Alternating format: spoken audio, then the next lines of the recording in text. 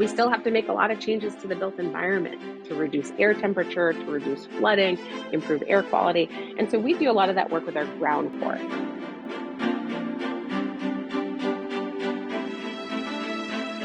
Hi, everyone. Thank you so much for joining us. As Capri had said, my name is Cate Mingoya, and I work with Groundwork USA. If you're not familiar with us, Groundwork USA is the national support organization for 21 people-centered grassroots environmental justice organizations across the United States. We're usually located in the second or third largest city in a given state, places with a history of industry, boom-bust cycles, and contaminated land and waterways. And our role is to help put residents in the driver's seat in making changes to their built environment so that they can live in the clean, green, healthy spaces that they envision for themselves. And you can check out our website, groundworkusa.org, to learn more. Generally, our network has 4 goals. The first is to transform neglected land and waterways into community assets like parks, trails, urban farms, things that people can get a lot of use out of. We also work with residents to help increase their adaptation and resilience to pollution and the effects of the climate crisis. We have a strong healthy foods initiative with plenty of urban farms on that formerly contaminated and cleaned up land to ensure access to healthy foods. And the part that I'm here mostly to talk about today is cultivating the next generation of environmental leaders by working with youth. And I'll talk a little bit more about what I mean by youth to help develop their skills to work in these green jobs. And our work is, we bring our goals to life through a 3-ish prong strategy. First is through our Climate Safe Neighborhoods partnerships, which focuses on changing the way that resources are distributed and systems function at the local level so that people can have a more equitable distribution of those climate adaptation resources. We also work on building concrete capital projects, ones that residents have envisioned to help keep them safer from the climate crisis. And then again, through our emerging leaders work, have paid age-appropriate environmental education programs to help train people to be the future leaders of green jobs. And I'm actually not going to start with green jobs. I'm going to start with this picture. This is in a state called Ohio. This is the Lower Price Hill neighborhood in a city called Cincinnati. And if you were hanging out with me in this photo on a hot summer day, we would probably want to hang out on the left-hand side of this dotted line. There's a lush and robust tree canopy. There is grass and soil that's exposed to grab onto the rainwater. Whereas on the other side of this line, there's a dead and desiccated tree canopy, scrawny coverage at best, lots of pavement, which is going to contribute to flooding, and the urban heat island effect. And if you were to zoom out of this drone photo up to take a look at the tree canopy distribution in Cincinnati, Ohio, and the Lower Price Hill neighborhood is outlined in black at the bottom of the screen, you would see a picture that looks really similar to the photo, with the left-hand side having a lot more tree canopy cover and the right-hand side looking a lot more industrial. So from block to block, the environment and the way people experience the climate crisis looks really different. And then if you were to take a look at this data, this is from a heat watch campaign, which measures the ambient air temperature in Cincinnati, Ohio. You can see that this has real consequences, the tree canopy distribution and the pavement, on how people experience the climate crisis, with that left side that had more trees being a lot cooler than the industrial right-hand side. And there's a history to that. There's a history to why our communities here in the United States or abroad look the way that they do regarding climate risk. This is a map that's overlaid on top of that ambient air temperature data. This is the Negro distribution map from the US Census Bureau in 1930. We know that across American cities, residents of color, low-income residents, were forced to live in neighborhoods that didn't have as many parks, not as many investments from the public right of way, and today are suffering disproportionately from the climate crisis. If we go down south to another American city, New Orleans, which was cited in an upper middle class Black community and served as this beautiful place to promenade, to see and be seen, and to escape the heat. But then in the 1960s, this Black neighborhood suffered the calling card of urban renewal when the federal government knocked down the park and put a highway right through the middle of it, razing several of the homes to the ground, and then contributing to the urban heat island effect with all of this extra pavement and flooding by removing these trees that used to soak up rainwater, these beautiful 100-year live oak trees. This is what it looks like today after just 2 hours of rain adjacent to that highway. So I say all this to say that we've got a history to why our communities look the way that they do. And the opportunities that we have are often focused around fixing the ground, right? Adding more green infrastructure. And that's absolutely something that we should do. And as a part of what I'll discuss today, how do we move towards installing this green infrastructure? But we also need to understand the limitations of just focusing on jobs and on a pathway that installs that infrastructure. This is a picture that's taken outside of the front of my home in Somerville, Massachusetts. It's a Princess Diana serviceberry tree, which is going to eventually cast some shade on the neighborhood. But because of the design of the community, the low-hanging power lines, the proximity to gas lines underground, the trees that we can plant in our community all have to be dwarf varietals. So this is actually really close to its full height. It'll probably grow another 2 to 3 feet. And so it's not going to provide that cooling and shading that perhaps it would have had we had different urban design. The question that we need to ask, in addition to where are people struggling most from the climate crisis, why has change not yet come about? If we know that certain areas are hotter and wetter, and we've known that for a really long time, why are we still dealing with it? Why has that not changed? And so the work that we focus on in our job training is a two-pronged approach. And as Capri had mentioned in my bio, I used to be an educator. I grew up in a low-income community that was at risk from the climate crisis and still is, and am actually a trained urban planner. And so a lot of this focuses on I'll try to weave in some of that history of like, how do you build these skills? I think a lot about the hard and soft skills that we need to build to participate meaningfully in this challenge. And the first part is through changing the systems, changing why things look the way that they do, the laws, the policies, the funding distribution. The second prong strategy is getting those solutions in the ground now to protect people from extreme heat, precipitation, and poor air quality. And so I'll start with the systems change strategy and how we operationalize that with green job skills. Our systems change strategy is to spend time with communities, with residents, and with youth to unpack history, understanding why our communities look the way that they do. Because they don't look the way they do by accident, they're not going to change by accident. The second piece is to build the capacity of the people we're working with to work with the broader community to understand the types of changes that residents would like to see, prioritize those changes, and have data-informed conversations to prioritize what that change should look like. And then the final piece is building the capacity to understand why things look the way that they do. How does the system function? How does the local government function so that we can change the way that things look in the long term? We're not looking to just stop the harm of the climate crisis. We're looking to keep some of these harms from happening again. I'll give you one case study or example, and that's with our green team. Our green team are youth that are ages 14 to 18, and they focus on paid opportunities to build some of the skills to impact their built environment and their social environment.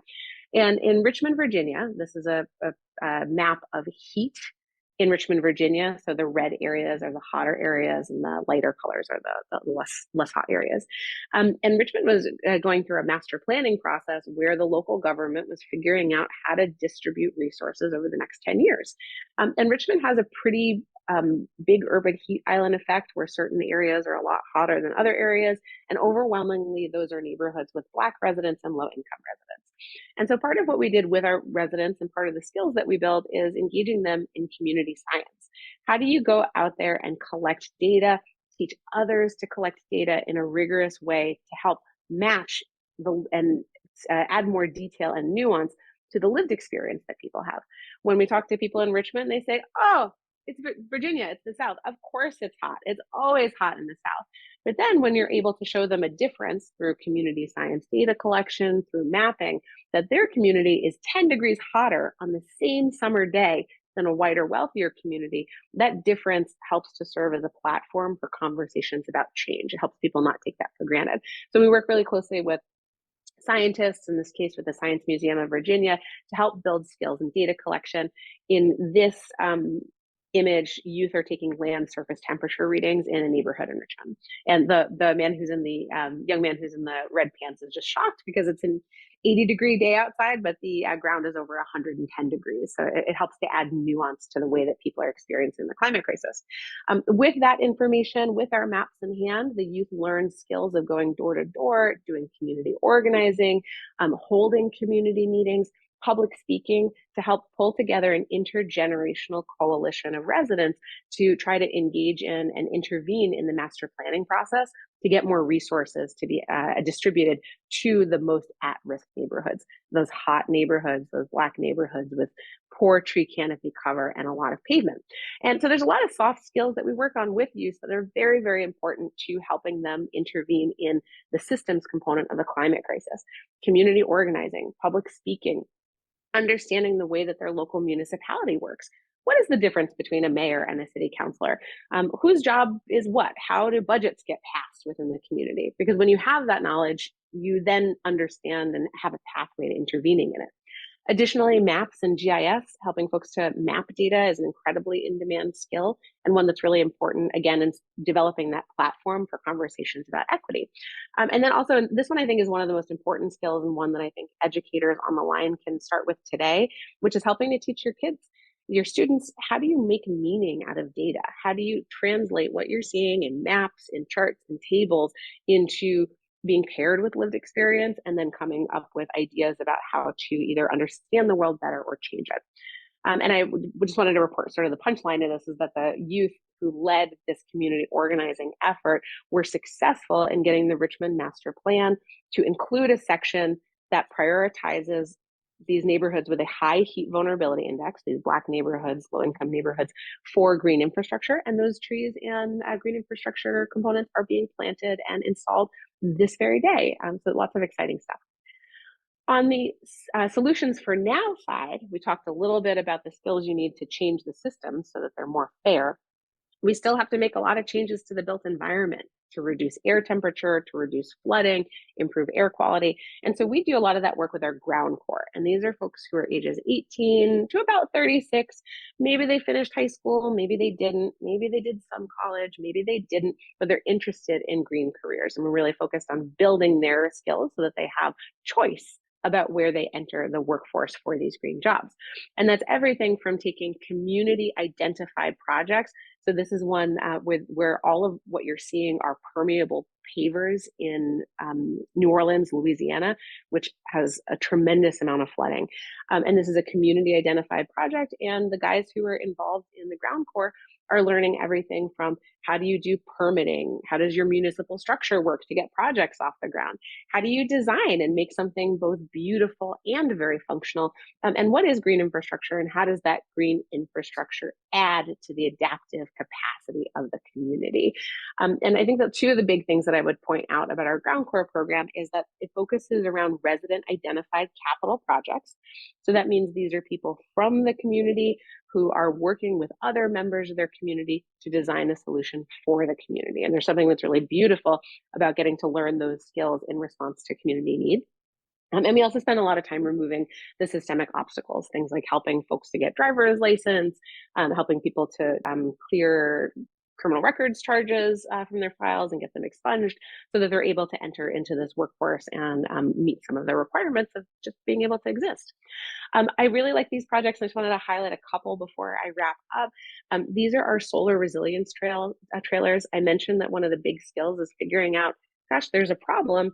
How do we figure out what the solution is? And these are men who are part of the Ground Core program also in New Orleans, who are responding to a need that residents have identified, that when a hurricane blows through and knocks out the power grid, how are people supposed to apply for aid? How are people supposed to look that their communities are safe? How are people supposed to charge their phones?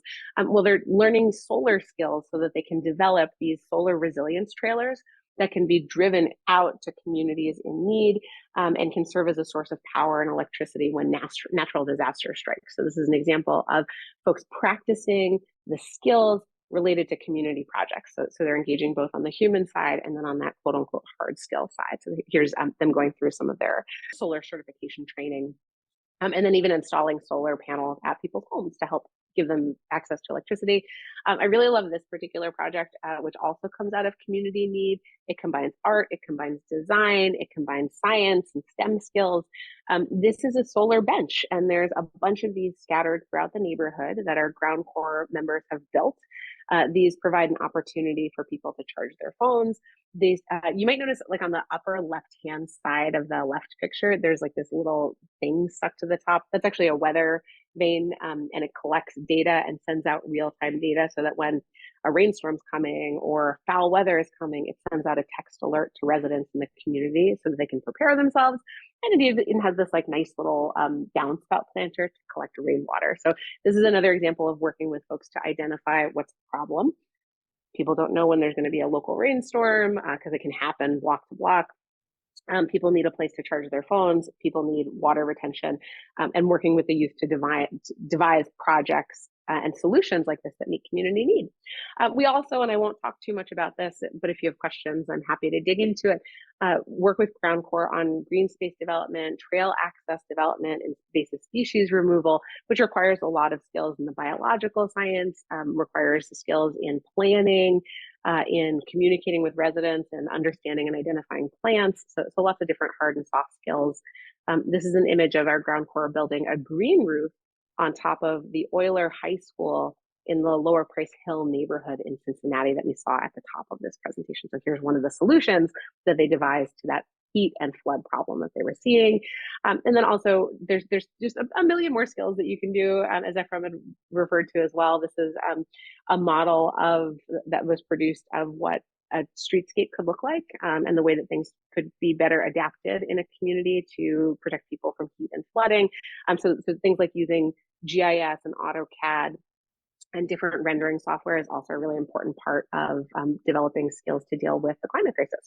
And so I'll wrap it up by saying that the hard skills, or the solutions-based ones, actually start with honoring lived experience, and identifying that people who live in communities are the ones who know what needs to change the most. Part of the other skills are, how do you bring the vision of the community to a reality? What does it look like to do the permitting for it, to understand how the municipality functions? Construction skills, occupational safety skills, and then biology and ecology, things like plant and tree identification, or understanding botany skills. So lots and lots of stuff, tons of diversity. One of the things I really love about the green space is that it's just primed for generalists or for specialists. So whatever you're interested in, there's a role for you. I'll stop there. Thank you guys. Please feel free to reach out if you have any questions, and check out our website, groundworkusa.org. Thanks.